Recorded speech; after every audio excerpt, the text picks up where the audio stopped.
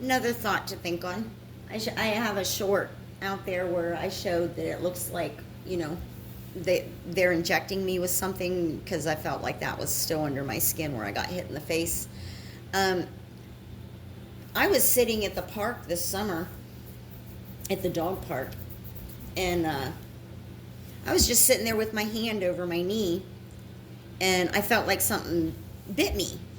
And I looked at my hand, and I had these two little teeny tiny micro, look like splintered things in my hand. I got them out, but that spot itched for a long time. So is that the same thing that they're hitting me in the face with? I know there's those micro dot darts. I'm aware of that. You know,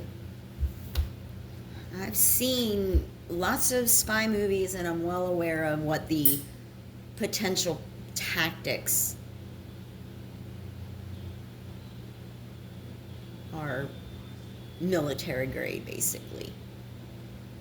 And I wasn't the only one that saw those two things in my hand. The gentleman that I was meeting there that day, um, he saw, that looks like a splinter. I'm like, yeah, I know. And I've gotten them in my ankles. I was at the Guernsey County Fair. And there was a gentleman that was sitting beside me. And he had this, like, walking stick. And it was like every time he tapped it, I felt like something bit me in my ankle.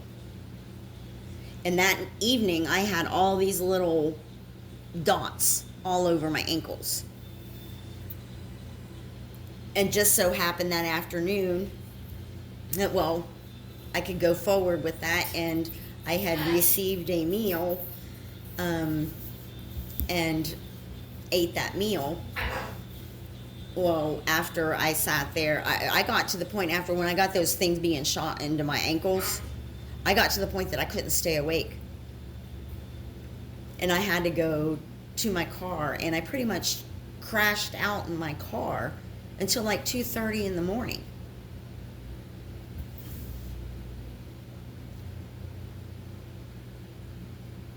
The incident regarding the meal, it was, I'm going to call it out. That's what I am. I went to a place that serves meals to, the needy. And I had been there a few times before. But this particular day, before I even got signed in, I had one of the girls handed me a bag with a meal.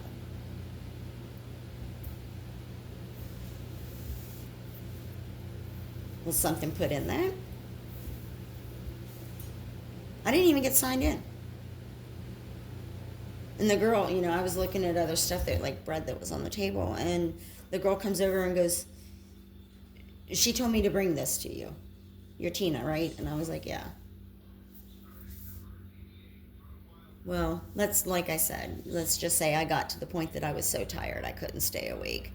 And that wasn't normal for me. And I ended up crashing, like I said, in my car till about like 2:30 in the morning. I was that tired. So, was it the shit that was being shot in my ankle? Was there something put in that food that day? Because that was the only thing I consumed.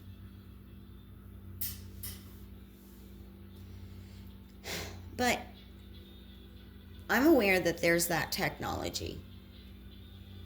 I mean, I'm aware, I've seen the warning signs for the women for like human traffickers that will spray stuff on your door handle of your car. And I've had shit on the door handles of my car. So me putting this kind of stuff out is just really more education as to what I'm believing are human trafficking tactics to get victims. And I've called the human trafficking hotline about this. Last year, when I was being chased around all over the state, Um, and you know what? One of those particular vehicles that was the one that I actually was trying to get away from that day. I've seen that car several times since. Several times. As a matter of fact, I probably, within the last 5 days, I've seen it. I can guarantee that.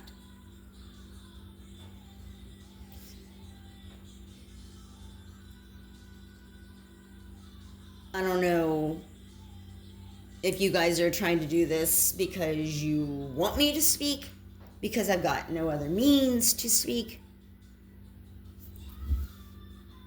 and you're just getting me to record shit so you can hear what I got to say. All I gotta say is you guys really need to leave me the fuck alone. And if you want to have a conversation with me, you obviously know where my front door is. I'm pretty sure you know how to make a knocking sound. And I'm pretty sure you can introduce yourself. I don't know what you're afraid of, why you don't want to approach me. What do you expect I'm going to do?